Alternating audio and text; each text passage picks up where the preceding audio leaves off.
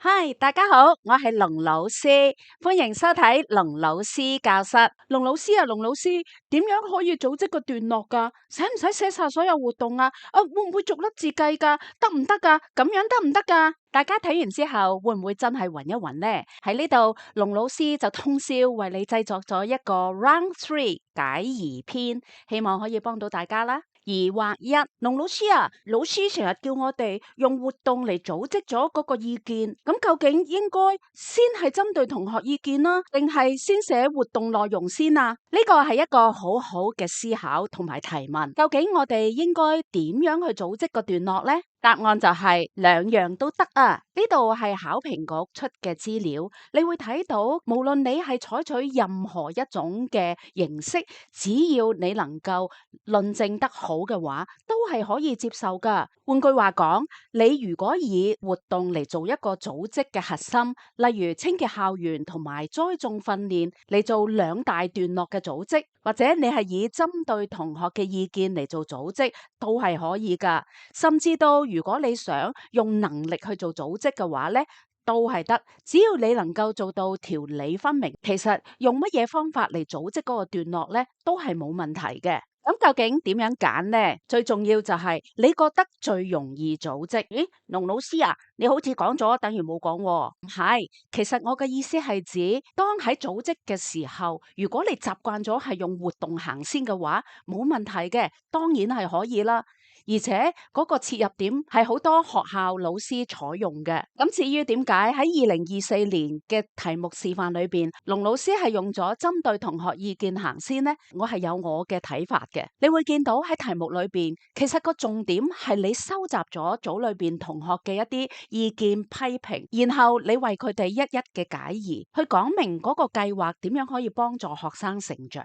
如果喺組織裏邊，你針對同學嘅意見係理所當然。唔單止題目啊，而且喺我哋嘅引入裏邊，我哋亦都將整篇書信嘅重點擺咗喺回應上邊，所以以回應組織其實係理所當然嘅。如果我哋用針對同學作為起點嘅話，計劃嘅內容就容易變成配對例子同埋發展方向，活動成為咗例子，而多元學習同埋全面發展就成為咗切入點。所以針對同學嘅意作為起點同埋組織都係一個好好嘅選擇。咁我用計劃嘅內容作為起點又得唔得呢？當然可以啦。其實都好多老師贊成用活動內容作為組織嘅重點。不過我見到好多同學以活動內容作為組織嘅根據，好多時可能就要面對每一個活動都會有兩個批評，寫上嚟就有啲吃力啦。不過活動內容同埋同學嘅意見，我哋係可以分拆嚟寫嘅。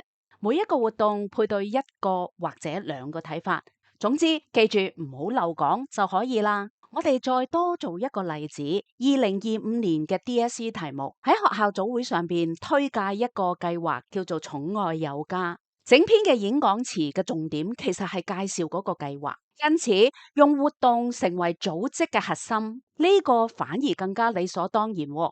喺資料二裏邊，你會睇到佢都會引導你去介紹呢個活動先，以活動嘅項目嚟組織內容，再回應翻同學對寵物嘅睇法。呢個亦都係非常自然。基本上同學嘅意見唔係針對嗰個計劃嘅，你唔係想游說佢哋，其實你真正嘅目的係在於介紹活動，用計劃嘅項目嚟做組織嘅內容，喺當中再反映同學對寵物嘅睇法。呢個亦都係非常之自然噶。不過你話倒翻轉用同學嘅意見嚟做組織，其實亦未嘗不可。最重要都係將所有資料連貫、條理分明、解釋飽滿就可以啦。所以點樣揀？你覺得最容易讓你自己發揮嘅呢個就係最好嘅選擇啦。所以你睇到考評局都提到，無論你係用計劃內容兩個活動嚟組織兩個小段，又或者將計劃之中嘅目標嚟組織三個小段落，甚至都係將同學嘅意見嚟組織，只要條理分明嘅話，都係可以接受嘅。不過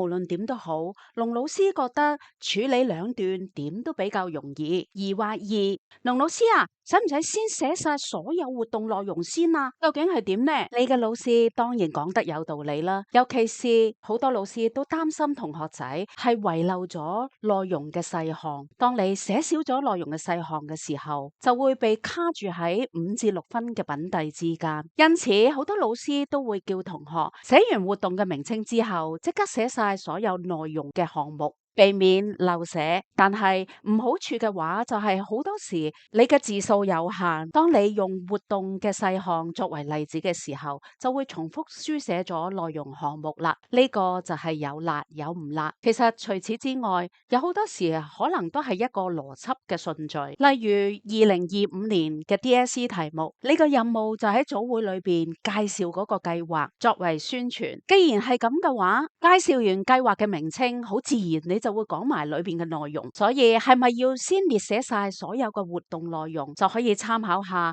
究竟佢裏邊有冇一個任務上邊嘅邏輯需要，又或者讓你感到最舒服嘅方法。舉個例子，喺學校老師嘅訓練，多數以活動為組織中心，而且你已經習慣咗寫完個活動即刻寫埋內容細項嘅話，當然冇問題啦。2或3，龍老師啊，龍老師，嗰啲老師會唔會真係逐粒字去數㗎？呢個真係有網友咁樣提問，我哋嘅答案係會嘅。評改嘅老師都真係好認真噶，不過面對大海撈卷，梗係唔會份份都要去數啦，所以佢哋先以目測為主。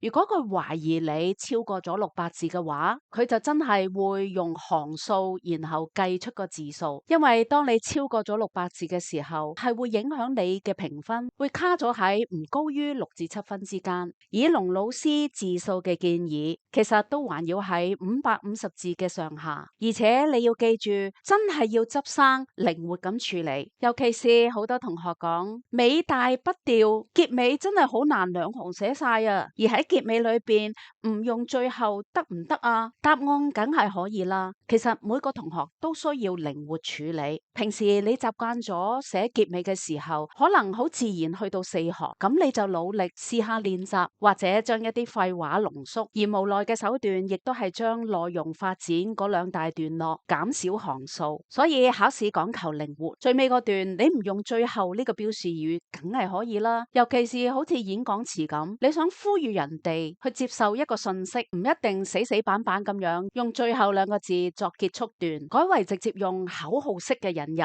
例如支持領養，是給流浪動物一個家，用呢啲句子引入，效果更加突出。所以喺你嘅考試之中，最重要嘅就係靈活處理。不過唔使擔心，龍老師會繼續捱夜製作實用文寫作秘笈 Round 4，同你講講有關於尾大不掉同埋點樣 keep fit 瘦身嘅方法。記住之後繼續收睇啊！龍老師捱咗一個通宵先製作咗呢一條片出嚟㗎，喺朝頭早嘅時候發現多咗2條皺紋，所以記得點讚、推介、訂閱，支持龍老師啊！拜拜。